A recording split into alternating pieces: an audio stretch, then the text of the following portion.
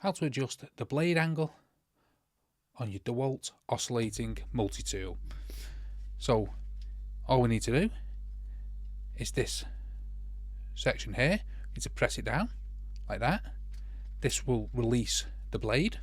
So with this pressed down, you want to slide the blade out and adjust it like that, and it needs to be completely flat. So once you press it out, this bit needs to be completely flat against each other, as you can see, like that. And you can adjust it, move it around. It's best to take it out,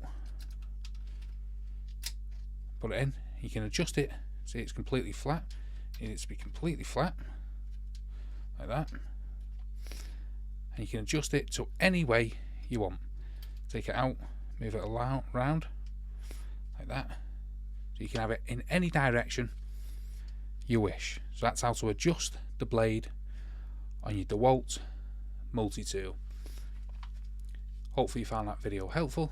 If you did, smash the like, smash the subscribe, and thank you for watching.